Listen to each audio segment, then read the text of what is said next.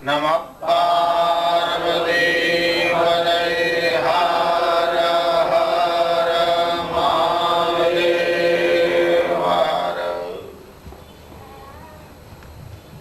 ભગવાન આદ્ય શંકરાચાર્ય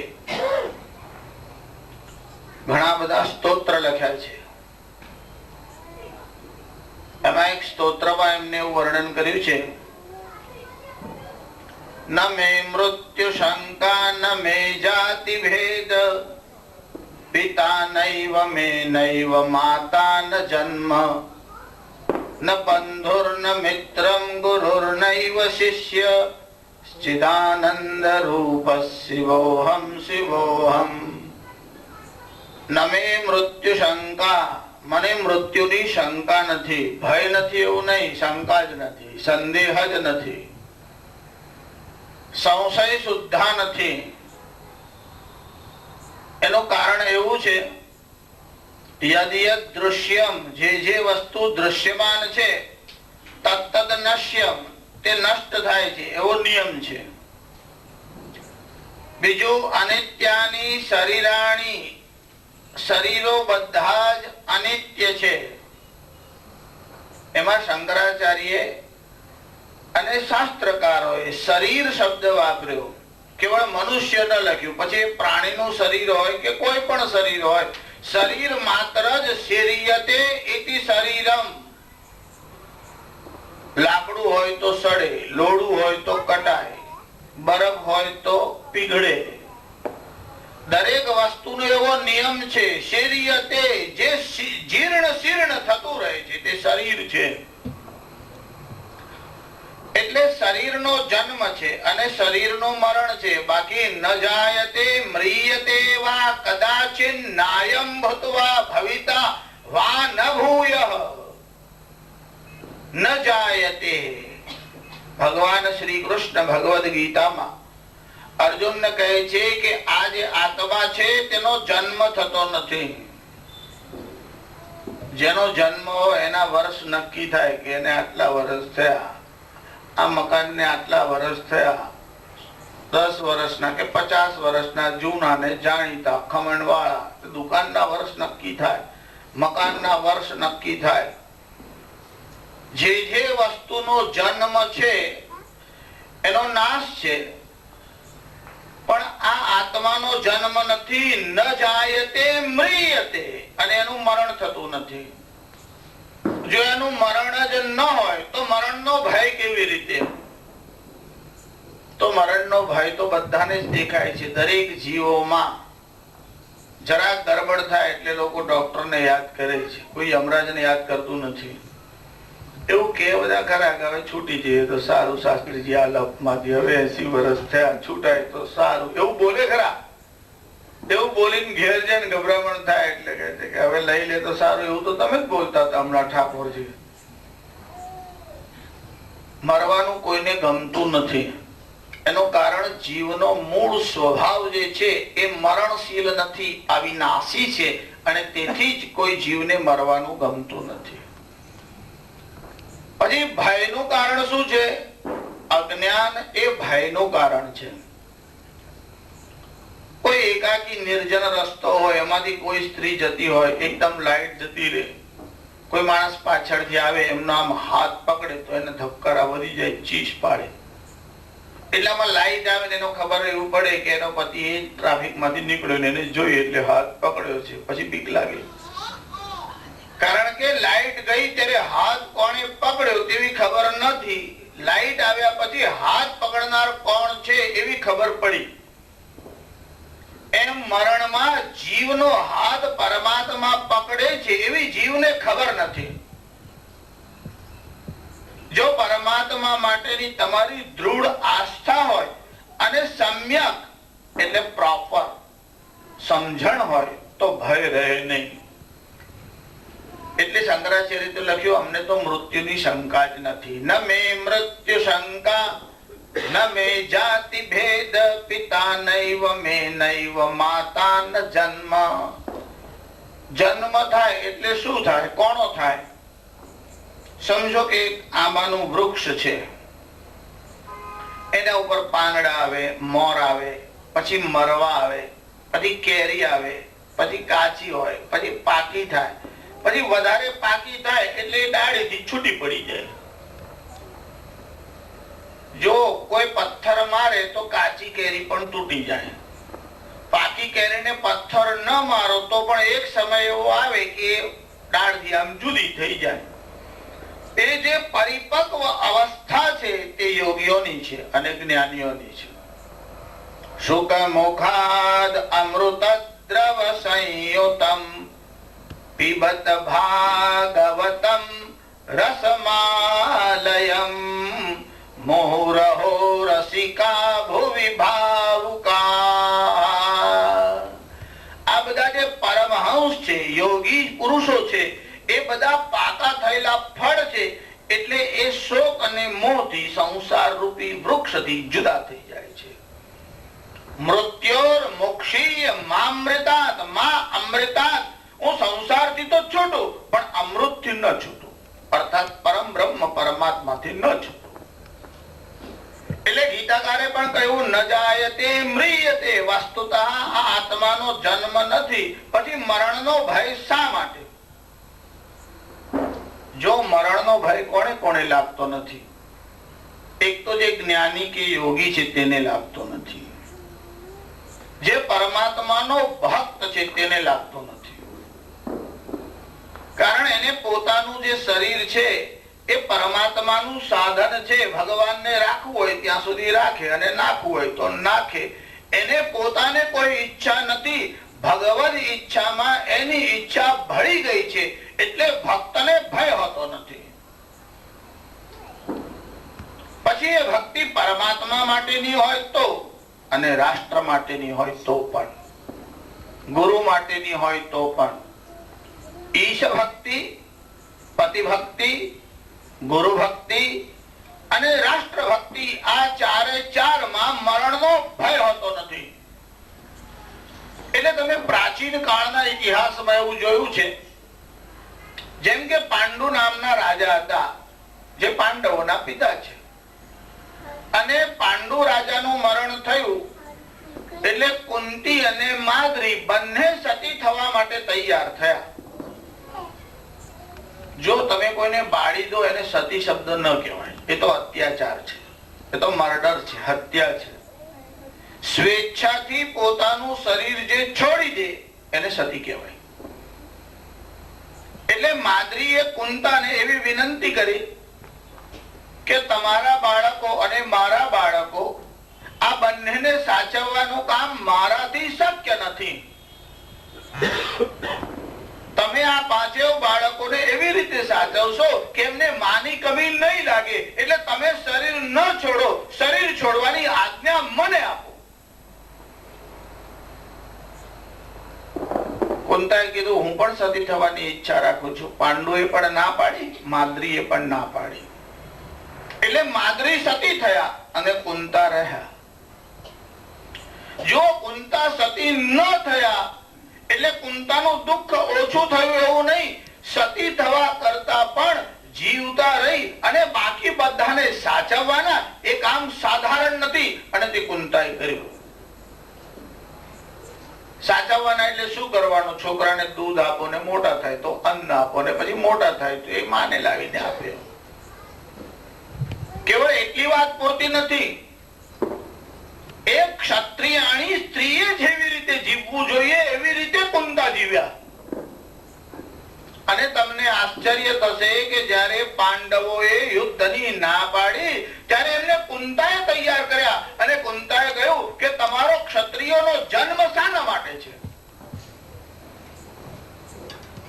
શરીર નિત્ય નથી એ કુંતાને ખબર નહોતી કે આપણે ત્યાં તત્વજ્ઞાન પણ વિપરીત દિશામાં જાય છે. શરીર તો નિત્ય છે નહીં, પછી આ બધું શું કરવાનું, પછી આ સંસારની સમૃદ્ધિ શું કામની. જો એમાં આસક્તિ ન રાખો પણ તમે આવો વિચાર કરો તો સંસારનો ડેવલપમેન્ટ એટલે અભ્યુદય થાય જ નહીં. એટલે જ્યારે જ્યારે આપણે ધર્મ સંબંધી વ્યાખ્યા કરીએ છીએ ત્યારે કણાદ મુનિની વાત કહીએ છીએ કે યતો અભ્યુદય નિઃશ્રેયસ સિદ્ધિ સધર્મઃ. જેનાથી અભ્યુદય એટલે વિકાસ થાય, પદાર્થ વિજ્ઞાનથી તમે અજ્ઞાન રહો એવો અર્થ નથી. આ બધું નાશવંત છે. એટલે જે નાશવંત વસ્તુ છે એનું પણ તમને પ્રોપર સમ્યક જ્ઞાન તો થવું જ જોઈએ. એટલું જ નહીં, એ જે આ પદાર્થો છે અને સંસાર છે એનો અભ્યુદય એવી રીતે થાય કે જગતના બધા જીવોને એનો લાભ મળે. એટલે વિજ્ઞાન અને ધર્મ, અભ્યુદય અને પરમ નિઃશ્રેયસ સિદ્ધિ એટલે મોક્ષ, આ બંનેમાં ભારતીય તત્વજ્ઞાને વિરોધ જોયો નથી. બાકી વિશ્વના કહેવાતા મોટા મોટા સુધારકો પણ વહેમી છે અને અંધશ્રદ્ધાળુ છે. જરા તમને તત્વજ્ઞાન અને ઇતિહાસની દિશામાં લઈ જાઉં. જે લોકો હિસ્ટ્રી ભણ્યા તેને ખબર છે કે માર્ટિન લ્યુથર ધર્મ સુધારક હતો. એને જે પરંપરાથી આજે પોપ લોકો પરવાના આપતા હતા, સ્વર્ગની વાતો કરતા હતા, એ બધાનો વિરોધ કર્યો અને લોકોને લાગ્યું કે આ માણસે આ કીચડમાંથી બધાને બહાર કાઢ્યા. જો કે પોપ સંસ્થામાં જે સ્થળો આવ્યો તેનું કારણ એવું હતું કે પરંપરાથી ગાદી પર લોકો આવે. એક શિષ્ય પરંપરા છે, એક પુત્ર પરંપરા છે. એવું જરૂર નથી કે વિદ્વાનનો પુત્ર પણ વિદ્વાન જ હોય. એને માટે શક્યતા વધારે છે, સંભાવનાઓ વધારે છે. પણ કોઈ મૂર્ખ પણ હોઈ શકે અને કોઈ સુરવીર હોય, એનો પુત્ર કાયર પણ હોઈ શકે છે. બહુ લાંબા ઇતિહાસમાં જવા કરતા મહારાણા પ્રતાપે એકવાર પોતાના જીવનમાં જે ઘણા મંતવ્યો આપ્યા, એમાં મહારાણા પ્રતાપ એકવાર એક વચન બોલ્યા. ઇતિહાસકારો એને સ્વર્ણ અક્ષરે લખ્યું છે. महाराणा प्रताप बोला कि मेरे और मेरे दादा के बीच अगर मेरे पिता न होते तो दिल्ली चित्तौड़ के चरणों में होती. કેમ કે મહારાણાના દાદાનું જે સામર્થ્ય હતું તેમ મહારાણામાં આવ્યું, પણ એના પિતા જે હતા એ એટલા સામર્થ્યવાન નહોતા. તાત્પર્ય એવું છે કે ઘણીવાર વિપરીત સ્થિતિ થઈ શકે. એટલે ફલાણો માણસ ગુરુ બેઠો એટલે એનો છોકરો ગાદી આવી જશે. ગુરુના શરીરમાં તો ગુંગળું પણ થાય. એટલે યોગ્યતાની જે વાત છે એ યોગ્યતાના અનુસાર નિર્ણય થાય છે, આવશ્યક છે. ગૃહસ્થ ધર્મમાં તમારો છોકરો પાગલ હોય તો પણ તમારે સંપત્તિ એને જ આપવાની. પાડોશી છોકરો ડાયો હોય એને કઈ અપાય નહીં. એ ગૃહસ્થ ધર્મની વાત છે. પણ ધર્મ અને તત્વજ્ઞાનનો પ્રચાર પ્રસાર કરવાનો હશે એમાં ઘેલછા નહીં ચાલે. એમાં તો શાસ્ત્રની આજ્ઞા પ્રમાણે જ ચાલવું જોઈએ. આ માર્ટિન લ્યુથરે તે પરંપરાનો વિરોધ કર્યો અને કેટલાક સુધારક કર્યા હશે. એટલે એને ભૌતિક વિજ્ઞાનમાં સમજણ આવી ગઈ કે બહુ ડેવલપ હૃદયનો હતો. ભારતીય ઋષિઓએ જેને ભૌતિક વિજ્ઞાન એટલે પદાર્થ વિજ્ઞાન કહેવાય અને પરમ કલ્યાણ માટેનું સાધન બંનેના વિચાર કર્યા છે. જેમ કે કણાદ નામના ઋષિ છે.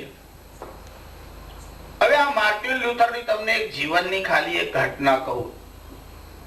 એકવાર એ કંઈક લખતો હતો, પછી એટલામાં દીવો ઓલવાઈ ગયો.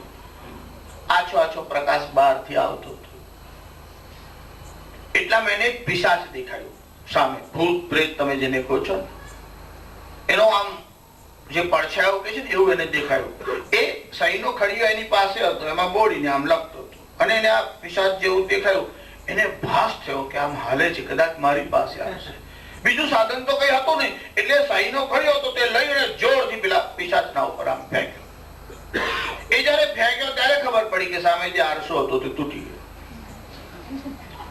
દીવો ઓલવાયા પછી પ્રતિબિંબ જોઈને ગભરાયો. આટલો વહેમી હતો, અંધશ્રદ્ધાળુ હતો. મારે એવું કહેવાનું છે એને કે ભૌતિક શોધમાં દુનિયાને બહુ મહિમા આપી એવું કઈ છે નહીં. પણ એના દ્વારા જે સારા કામ થયા છે તે ઇતિહાસમાં નહોતા, ભલે નહોતા. પણ આ વ્યવહાર એટલે પદાર્થ વિજ્ઞાન અને પરમાત્મા એ બંનેના વિષયમાં સૌથી વધારે કોઈ ડેવલપમેન્ટ કર્યું હોય તો તે ભારતીય ઋષિઓએ કર્યું છે. એટલે શરીર મિથ્યા છે, જગત મિથ્યા છે એવું બોલ્યા પછી એ પોતાની ડ્યુટીમાંથી પાછા આવ્યા નહીં. જગતના અભ્યુદય માટેનો જે શ્રમ હતો તે છોડી દીધો નહીં. અમારે ત્યાં ચારવાક નામનો મુનિ છે એવું લોકોએ કીધું. હવે ઘણી વાર તમને ચારવાકનો ઉલ્લેખ કરીને કીધું છે. એને કીધું કે આ વેદ જે છે તે ડોંગ છે, ત્રયારો ભેદ કરતાર એવું આ બોલતો હતો. પરમાત્મા સ્વર્ગ નરક લોક નથી એવું બોલવા વાળા ચારવાકને અમે મારી ના નાખ્યો. પણ ત્યાં ગેલેલિયો થયો. ગેલેલિયો એવું કહ્યું કે પૃથ્વી ફરે છે. એટલે ત્યાંના જે બધા મહંતો હતા કીધું તમે તો બાઇબલના વિરુદ્ધ બોલો છો. એના પર કામ ચલાવો, એના પર કેસ ચલાવો. એના પર કેસ ચલાવવામાં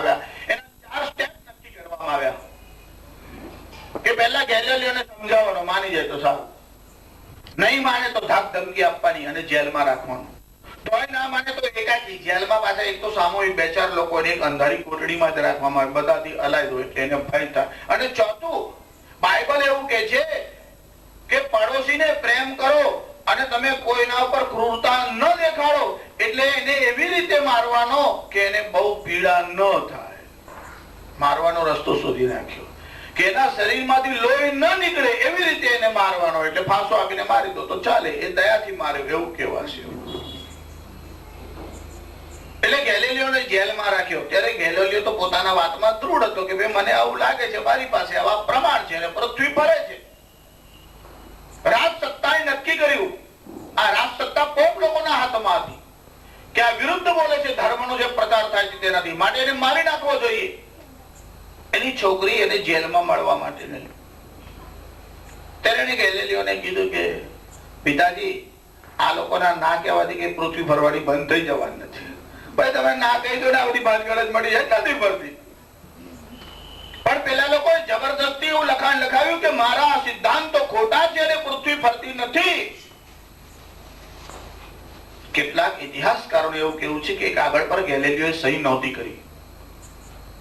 જો ભાઈ, આપણો જે પુરુષ માટે આદર હોય એ આવું કામ ન કરે. આપણા હૃદયને ખટકે એવી વાત હોય છે કે એક માણસ વીરતાથી મરે પણ આવું આધીન ન થાય એવી એક ભાવના છે.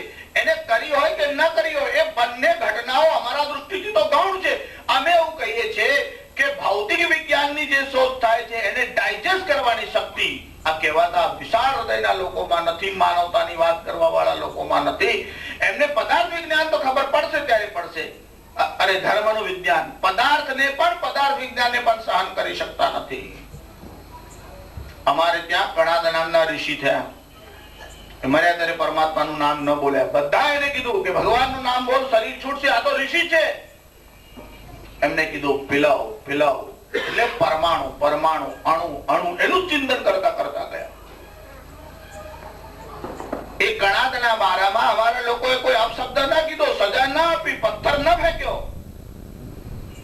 આ જે બૌદ્ધિક તૈયારી છે કે ધર્મ એટલે નૈરાશ્ય વાળું જીવન, આ સંસાર તો સાવૃતા છે, ફોગટ છે. એટલે મહાત્મા કોને કહેવાય કે જેનું મોઢું આમ ચડેલું હોય, ચહેરો આમ પડી ગયો હોય, હશે જ નહીં જીવનમાં. લોકોએ નક્કી કરી નાખ્યું આ મહાત્માની વ્યાખ્યા છે. ઉદાસીન હોવું એ મહાત્માનું લક્ષણ થઈ ગયું. નૃત્યંતી જ રમંતી જ, અમારે ત્યાં તો માણસ હસતો અને નાચતો હોય એવી વ્યાખ્યા છે ધર્મમાં. અમારે ત્યાં કોઈ આમ મોઢું રટકાયું છે. જીસસના સદગુણો માટે મને કઈ શંકા નથી, મહાવીરના સદગુણ માટે મને કઈ શંકા નથી. પણ મારે કહેવાનું છે, જીસસ હોય, મહાવીર હોય, ગૌતમ બુદ્ધ હોય, અને એક તરફ શ્રી કૃષ્ણને જો મુરલી વગાડીને નાચે છે. આવું કોઈ ધાર્મિક સ્વરૂપ તમને ધર્મના વિષયમાં આવી કલ્પના પણ કોઈને આવી શકે કે જે ધર્મની રક્ષા માટે આવ્યા છે, તે નાચતા નાચતા આવ્યા છે, ગાન કરતા કરતા આવ્યા છે. અમારે ત્યાં તો ધર્મનો ઉપદેશ પણ સંગીતમાં, જ્ઞાનમય રીતે આ વાત સંગીતમય કહેવામાં આવી. ગીતાનું નામ જ એટલા માટે ગીતા છે કે ભગવાન દ્વારા ગવાયેલું ગીત છે. અને ગીત ક્યારે સ્ફુરે છે? જ્યારે માણસ આનંદથી ભરાઈ જાય. જેમ પાણીનું પ્રેશર આવે ને ત્યારે આમ ફુવારો બહાર આવે છે, એમ માણસ આનંદથી ભરાઈ જાય છે ત્યારે ગીત પ્રગટે છે. તાત્પર્ય એવું છે કે અમારે ત્યાં શરીર અનિત્ય છે, આત્મા શાશ્વત છે. અજો નિત્યો શાશ્વતો પુરાણોયમ નહન્યતે હન્યમાને શરીરે. શરીરના હણાવાથી આત્મા હણાતો નથી એવું માનવા વાળા લોકો મરદા જેવું જીવન જીવતા નથી. એમને લોકોને કેમ જીવવાનું અને મરદાઓને પણ બેઠા કરવાનું સામર્થ્ય આ તત્વજ્ઞાનમાં છે. એ તત્વજ્ઞાન ભારતીય ઋષિઓના પાસે છે. કોપરનિકસ પણ આવું બોલતો હતો.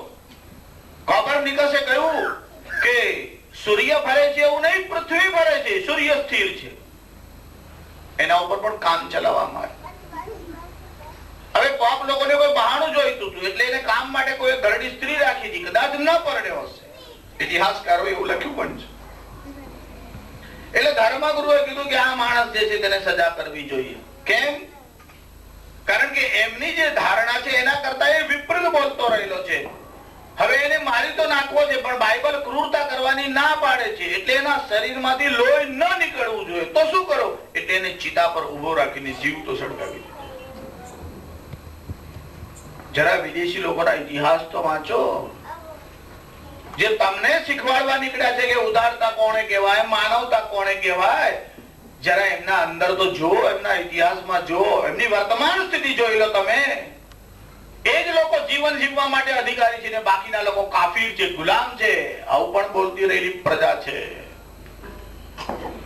બધામાં ભગવાન જોવાની વાત કરો. જો પહેલા જે દેશમાં રહો છો તેને વફાદાર થઈને તો રહો, જેનાથી આ જીવન અને આ લોક અને પરલોક બંનેમાં સુખ મળે. એને ધર્મ કહીએ છીએ. અને તેથી ભારતીય મનુષ્યોએ જીવન જીવવાનું તો આનંદથી જીવવાનું. બાકી જન્મનો દિવસ શું કામ મનાવવાનો? આયુષ્ય તો ખૂટે છે. જેમ જેમ વર્ષ જાય તેમ આયુષ્ય ઓછું થતું જાય છે. પણ જીવો ત્યાં સુધી પ્રસન્નતાથી જીવો. અને પ્રસન્નતાથી જીવો એટલે બેઈમાની કરીને જીવો, હરામખોરી કરીને જીવો. પ્રસન્નતાથી જીવવાનો મતલબ છે વસ્તુતઃ આનંદ ક્યાં છે એની સમજણ તો રાખો. કુવામાં હોય તે હવાડામાં આવે એવો નિયમ છે. બોટલમાં છાશ ભરી હોય ને દબાવો તેમાંથી દૂધ ન નીકળી શકે. જ્યાં આનંદ છે જ નહીં ત્યાં આનંદ મળી શકતો નથી. તો પહેલા તો એ તપાસ કરો કે આનંદ છે ક્યાં. તમારી પાસે એક કોલસો છે, કોઈએ કીધું કે આને સફેદ કરવો છે. હવે તમે એને દૂધથી ધોવો, 100 દિવસ સુધી ધોળો થાય નહીં. સોડાના પાણીમાં સાબુ સારામાં સારો લઈ આવો, ઇમ્પોર્ટેડ. આજકાલ લોકોને વિદેશથી આવે તે વસ્તુમાં વધારે રસ. અમને લાગ્યું અમે ફરી આવી વિદેશની ભૂમિ પર અમે પગ મૂકી આવી.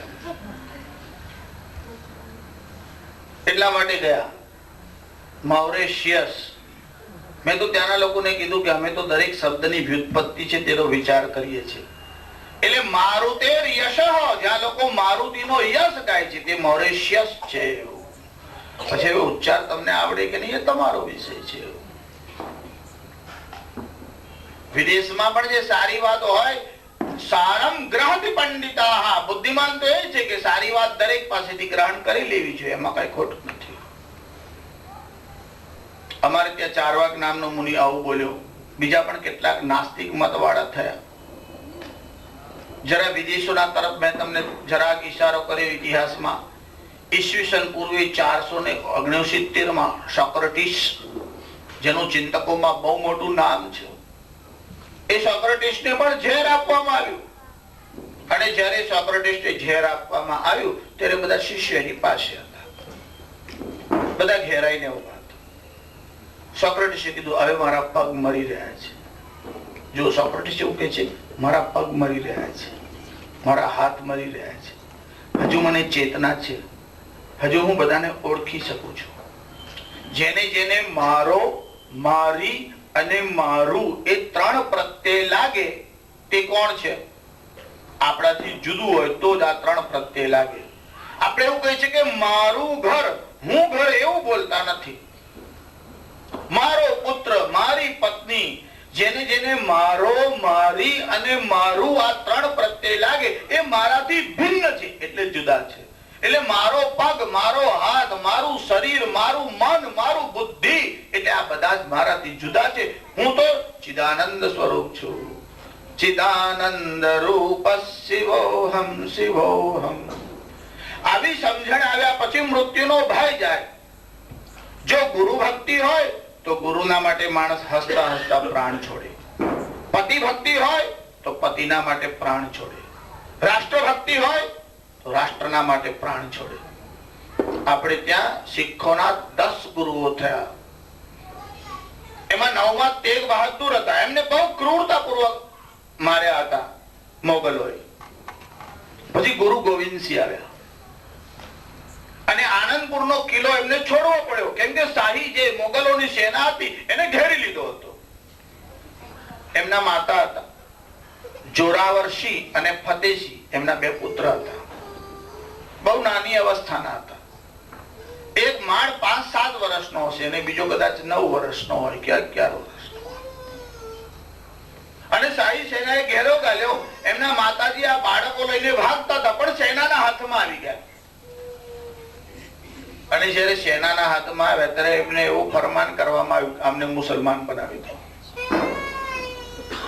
એટલે જયારે બાળકોને પહેલા લાલચ આપવામાં આવી, જો તમે મુસલમાન બની જાઓ તો તમને છોડી દેવામાં આવશે, જો તમે મુસ્લિમ ધર્મ અંગીકાર નહીં કરો તો તમને જીવતા દીવારોમાં ચડી દેવામાં આવશે.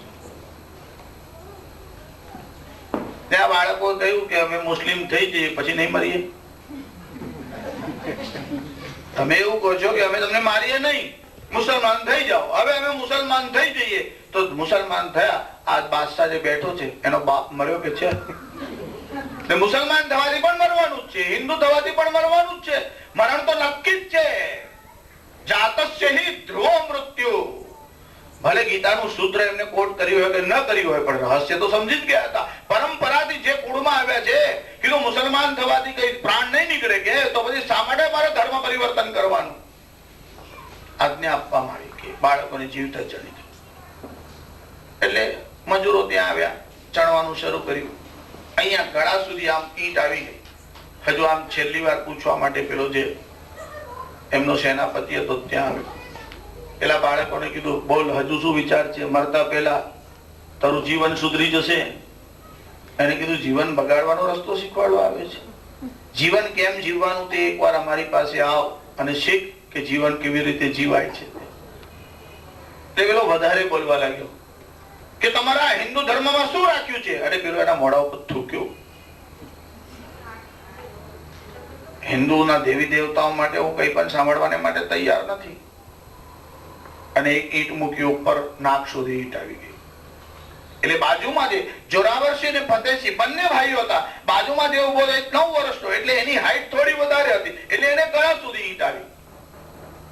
એની આંખમાં આંસુ આવ્યા. એટલે પેલા મુલ્લાને થયું કે કદાચ આ ઢીલો લાગે છે, આ બદલી જાય એવું લાગે છે. કીધું કે બોલ, તને છોડી મૂકીએ, તારે મુસ્લિમ થવું છે. કેમ? તો તારી આંખમાં આંસુ છે, તને મરણનો ભય છે. કે આ ભાઈ મરણનો નથી, આ મારાથી નાનો છે, પણ એની હાઈટ ઓછી છે, એટલે એ પહેલા બલિદાન એનું અપાશે, પછી મારું અપાશે. નાનો હોવા છતાં બલિદાન આપવામાં મારા કરતા આગળ છે, આ ભાગ્યશાળી છે. રાષ્ટ્ર માટેનો જો ભાવ હોય તો મરણનો ભય ન રહે. પતિ માટે પ્રેમ હોય તો સતી થવામાં ભય ન થાય. ગુરુ માટે પ્રેમ હોય તો, અને જરા બાઇબલમાં જુઓ, જીસસને સૂલી પર ચડાવી ત્યારે એમના શિષ્યોએ વિરુદ્ધમાં જુબાની આપી છે. હમણાં બાઇબલ કેવા બેસતો નથી, તો જરા જરા ઈશારો કરું છું તમને કે શરીર અનિત્ય છે, આત્મા નિત્ય છે. જન્મ અને મરણનું ચક્કર જે છે તે સંસારના બધા પ્રાણીઓ માટે છે. આત્મા અમર છે એવું માનવા છતાં અમારે ત્યાં ભૌતિક વિદ્યાની ઉપેક્ષા નહીં અને જીવન નીરસ નહીં. આજ ભારતીય લોકોની વ્યવસ્થા છે. જીવન કેમ જીવવું એ અમારા શાસ્ત્રકારોએ શીખવાડી છે. સોક્રેટિસને અનુભવ થયો કે આત્મા નિત્ય છે અને શરીર મરે છે. આ બે બાળકોનો જ્યારે બલિદાન અપાયો અને બંને બાળકોને જીવતા ચણી દેવામાં આવ્યા, એક ઇતિહાસ જરા જુદું કહે છે. હવે હમણાં હું મતાંતરોમાં જતો નથી, એટલું જ કહું કે રાષ્ટ્રને માટે જ્યારે તેમને બલિદાન આપ્યું અને ગુરુ ગોવિંદસિંહને ખબર પડી કે 2 છોકરાને જીવતા ચડી દીધા અને બાકીના 2 છોકરા યુદ્ધમાં શાહી સેના જોડે લડતા લડતા બલિદાન આપી દીધું છે. દેશના માટે હુતાત્મા શહીદ થયા છે. એમને પોતાના શિષ્યોને બોલાવીને કીધું, આજથી હવે આ પરંપરા બંધ. આ ગ્રંથ સાહેબ છે એ જ અમારો ગુરુ, બીજો કોઈ ગુરુ નહીં. અને ત્યારથી ગ્રંથ સાહેબની પ્રતિષ્ઠા કરી. અમારી પૂજા કરવાની કઈ જરૂર નથી. બલિદાન કીર્તિના માટે નથી આપ્યું. એટલે થયું કે આ શિષ્યને મારા માટે બહુ પ્રેમ છે. બની શકે છે કે આવતીકાલે કોઈ મારું સ્ટેચ્યુ બનાવે, કોઈ મૂર્તિ બનાવે. એટલે ગુરુ ગોવિંદસિંહે કીધું કે મારી કોઈ મૂર્તિ બનાવશે એનો વંશ ખલાસ થઈ જશે. અને તમને એવું આશ્ચર્ય થશે કે લાહોરના નરેશ રણજીતસિંહે કીધું કે મારો વંશ ખલાસ થાય તો ચાલશે, પણ હું ગુરુ ગોવિંદસિંહની પ્રતિમા બનાવીશ. માણસ જયારે રાષ્ટ્ર માટે ભક્તિ હોય, ગુરુ માટે ભક્તિ હોય, પતિ માટે ભક્તિ હોય, ત્યારે પરિણામની ચિંતા આવતી જ નથી. અને તે મંદિરો ઉભા કરવાના માટે, સંપ્રદાય વધારવાના માટે નહીં, ગુરુનું સ્થાન છે, કોઈ સંત છે, એની કોઈ તમે પ્રતિમા એના કોઈ સ્થાનમાં કે એનું જે તપસ્વી છે એની કર્મ ભૂમિ છે, તપોભૂમિ છે, ત્યાં તમે સ્મૃતિ ચિહ્ન બનાવો, તે દોષ નથી. મંદિરો ઉભા નતા કરે રણજીતસિંહે. ગુરુના માટેનો જે પ્રેમ છે એના માટેનો સ્મૃતિ ચિહ્ન બનાવ્યું. પણ એને ગુરુના શાપનો પણ ભય ન લાગ્યો કે મારો વંશ નહીં ચાલે. એ જ ને, મારો વંશ રાખીને કયું મોટું પરાક્રમ થવાનું છે. જેને રાષ્ટ્રના અને ધર્મના માટે બલિદાન આપ્યું છે એવા લોકોને જો પ્રતિમા રાખશે તો લોકો એની પાસેથી પ્રેરણા મેળવશે. લોકોને મૂંડી અને રૂપિયા ભેગા કરીને સ્ટેચ્યુ પાવલા બનાવવા વાળા લોકો ઘણા છે, અને રાષ્ટ્ર માટે બલિદાન આપ્યું છે અને પ્રેમને કારણે જેની પ્રતિમા બનાવાય છે કે લોકોને એનાથી કઈ પ્રેરણા મળશે. અમારે ત્યાં ધર્મે જે અભ્યુદય છે એનો વિરોધ કર્યો નથી. હા, એવું કીધું છે એમાં આસક્તિ ન રાખો. આ ધન કોનું છે એમાં આસક્તિ ન રાખશો. સંસારના પદાર્થમાં આસક્તિ ન રાખશો. એમને એવું નથી કીધું કે શિલ્પ કલાનો નાશ કરી નાખો. અમારે ત્યાં દરેક પ્રકારની કલાઓ અને દરેક પ્રકારની વિદ્યા, 14 વિદ્યા અને 64 કલાઓ ડેવલપમેન્ટ થઈ. અમારે ત્યાં કલાનો અભાવ નહોતો, પણ કલામાં આસક્તિ ન રાખો. અમારે ત્યાં એવું કહેવામાં આવ્યું, ભારતીય લોકોએ જીવન કેમ જીવવું એ દુનિયાને શીખવાડવાનું છે. તેને બદલે આજે ભારતીય લોકો શીખવા માટે બહાર જઈ રહ્યા છે.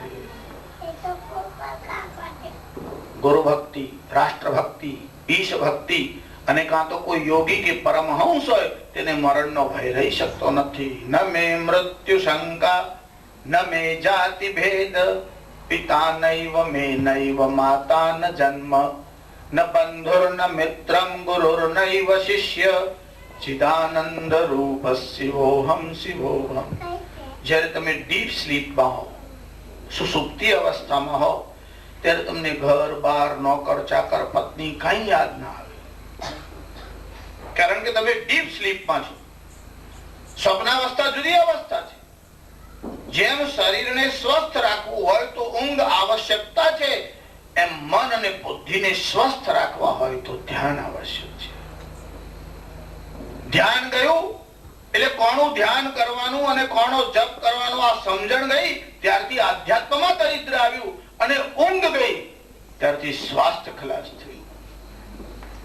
અત્યારે વિદેશોમાં યોગમાં લોકોને બહુ રસ છે. એનું કારણ શું છે? હમણાં થોડા વખત પહેલા સમાચાર જાણવા મળ્યા, કોઈ યોગી કોઈ જગ્યાએ ગયા પછી બધાને ધ્યાન શીખવાડતા હતા. એમાં વિદેશમાં 60% લોકો ઊંઘી ગયા. પછી 60% લોકોએ કીધું કે આવો ઉત્તમ યોગ હોય છે, આટલી સરસ દવા વગર ઊંઘ આવી જાય છે, અમારે આ યોગ રોજ જ કરવો છે. ઊંઘ ખોટી વસ્તુ નથી, તે તો જરૂરી જ છે. ઊંઘ જશે તો સ્વાસ્થ્ય જશે, પણ યોગની સમજણ જ નહીં, ધ્યાનની સમજણ જ નહીં. બધા ભેગા થવાનું, પહેલા હાથ પગ લાંબા ટૂંકા કરીને શરીર થાકી જાય અને પછી કહેવાનું હવે ઊંડો શ્વાસ તો ઊંઘી જ જાય ને, ધ્યાન કરો. તમે આસન કરો, પ્રાણાયામ કરો, તે બધું આવશ્યક છે. અને જ્યાં સુધી જે માણસ કામ કરવા જવાનો છે એને એનર્જી પ્રાપ્ત કરવી હોય તો ઊંઘવું જ પડશે. ત્યારે એ પાછો સ્વસ્થ થઈ અને ફરી કામે લાગશે. તમારું આધ્યાત્મ ગયું, તમારું ધ્યાન ગયું, અને તમારી ઊંઘ શુદ્ધ ગઈ. તમારા આચાર્યો સાથે રાજસત્તા દુર્વ્યવહાર કરે અને તમે ઊંઘી જાઓ છો. પેલા તો ધ્યાનમાં ઊંઘે છે, આપણે તો જાગતા જ ઊંઘતા રહેલા છે. અને જો જાગતા જ ઊંઘતા રહેલા હશો તો શું થશે? ઘણી વાર અમે કહીએ છીએ કે એકવાર કોઈ પીએસઆઈ હતો, એના ઘરમાં એક ચોર ઘૂસ્યો, પાછળનો દરવાજો ખુલ્લો રહી ગયો હશે, એમાંથી એને હાથ નાખી સ્ટોપર ખોલી નાખી. એટલે એની પત્ની છે તે આમ જાગી ગઈ. એને કીધું કે ખખડાટ થાય છે, હા હું પીઆઈ છું, મારા ઘરમાં ચોર આવે, સુઈ જા. એટલે દરવાજો ખુલ્યો હતો, પેલું ઓઇલિંગ બરાબર કર્યું ને એટલે જરાક અવાજ પણ આવ્યો દરવાજો ખુલવાનો. પેલે કીધું કે દરવાજો ખુલતો એવું લાગે છે, અવાજથી હાલતો હશે, કોઈ ખોલે નહીં, તું તારે શાંતિથી સુઈ જા. એટલે પેલો અંદર આવે એટલે ખખડાટ તો હવે કોઈના પગલાનો અવાજ સંભળાવે છે, એટલે કોઈ જોવા આવ્યો છે, કોનું ઘર છે ખબર પડશે ને કે પીઆઈ નું છે, એની મેરેજ જતો રહે. એટલે પછી અંદર આવ્યો, એટલે જે રૂમમાં તિજોરી મૂકી હતી તે રૂમમાં ગયો. એટલે કીધું કે હવે તો કોઈ પેલા રૂમમાં ગયું, મને પડછાયો પણ એથી દેખાયો, તિજોરી જોવા ગયો હશે, પાછો આવશે. અંદર ગયો, ત્યાં ચાવી પડી લીધી કે તિજોરી ખોલે છે, હવે તો કવડાટ સંભળાય છે એમ કે હવે તો તમે સાવધાન થાઓ. તો કે અત્યારે હું ડ્યુટી પર નથી. તારા ઘરમાં ચોર ઘૂસ્યા છે અને ડ્યુટી પર નથી. હરામિયા દેશમાં કાફીરોના નામે દુર્વ્યવહાર કરતા રહેલા છે, દેશદ્રોહી પ્રવૃત્તિ કરતા રહેલા છે અને હિન્દુઓને કહે જાગો, અમે હમણાં ડ્યુટી પર નથી.